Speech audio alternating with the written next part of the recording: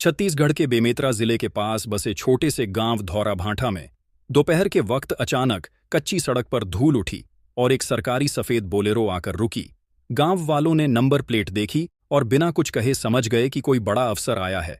गाड़ी से उतरी खाकी वर्दी में डीएसपी कविता शर्मा, कंधों पर स्टार, चेहरा सख्त लेकिन आंखों में अजीब सी बेचैनी। उसकी नजर सीधे सामने बने मिट्टी और टीन की छत वाले छोटे से घर पर टिक गई। ड्राइवर ने पूछा, मैडम यही है? और उसने बिना देखे सिर हिला दिया।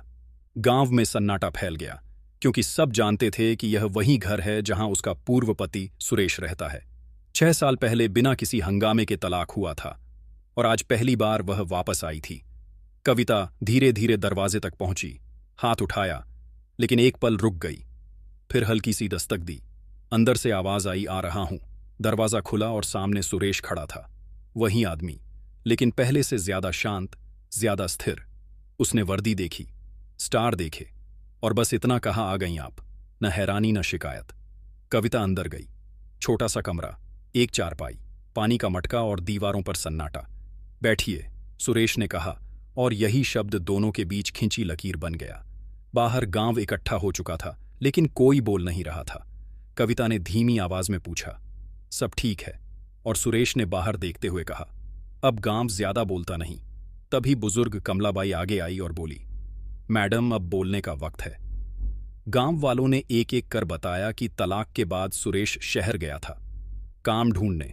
लोग कहते थे अफसर की बीवी छोड़कर आया है, मजदूरी करेगा। एक बार झूठे केस में थाने बुलाया गया।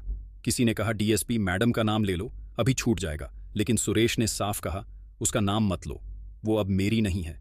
ये सुनते ही कविता की आंखें भर आईं। कमलाबाई ने कहा, मैडम, उसने आपकी वजह से चुप रहना सीख लिया ताकि आपकी पहचान उसके हालात से छोटी ना लगे।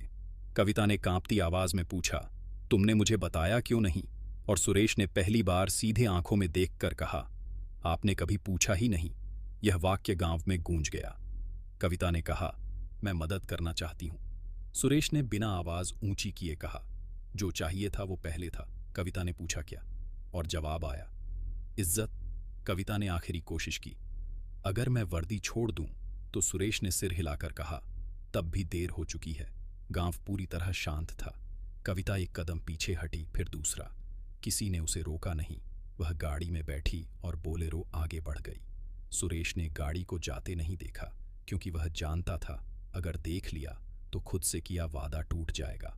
उस दिन धौराभांठा गांव ने देखा कि एक आदमी ने गरीबी चुनी लेकिन आत्मसम्मान नहीं छोड़ा, और एक अफसर सब कुछ पाकर भी जिंदगी की सबसे बड़ी हार लेकर लौट गई।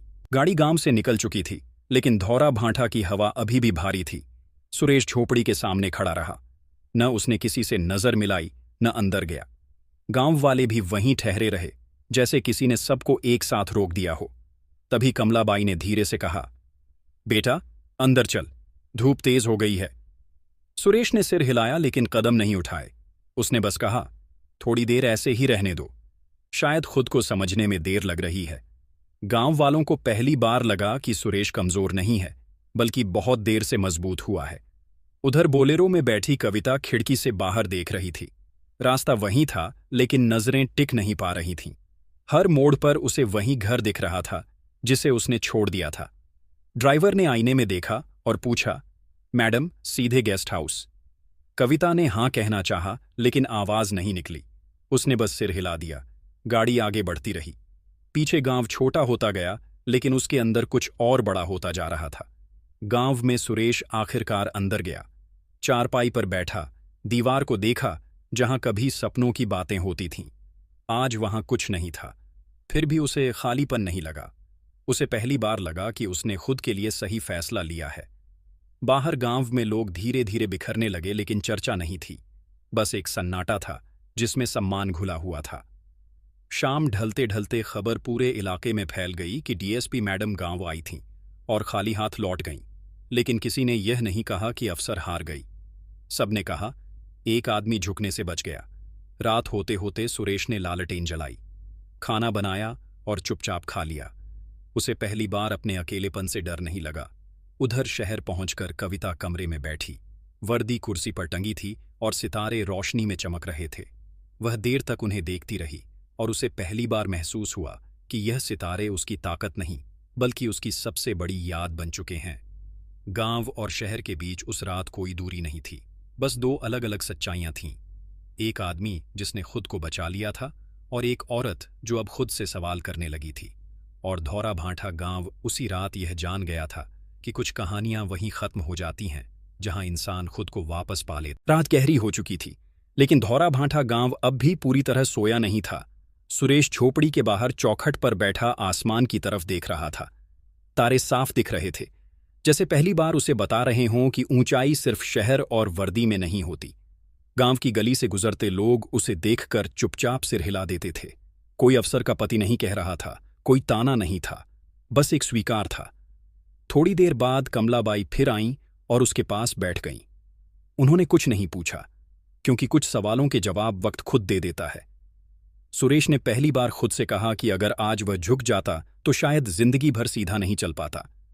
उधर उसी वक्त बोलेरो गांव से काफी दूर निकल चुकी थी, लेकिन कविता की सांस अब भी भारी थी। उसने खिड़की का शीशा बंद किया और आंखें मूंद लीं। उसे बार बार वही शब्द सुनाई दे रहे थे, आपने कभी पूछा ही नहीं। यह वाक्य किसी केस फाइल से ज्यादा भारी था। गांव में सुरेश उठा और झोपड़ी के अंदर गया। उसने चारपाई पर बैठकर जूते उतारे। पैरों में मिट्टी लगी थी, लेकिन मन साफ था। उसने सोचा कि अब उसे किसी पहचान की जरूरत नहीं, क्योंकि उसने खुद को पहचान लिया है। बाहर से किसी बच्चे की आवाज आई, बाबू। सुरेश ने दरवाजा खोला। बच्चा बोला, काका अम्मा बुला रही हैं। सुरेश ने सिर हिलाया और पहली बार हल्का सा मुस्कुराया।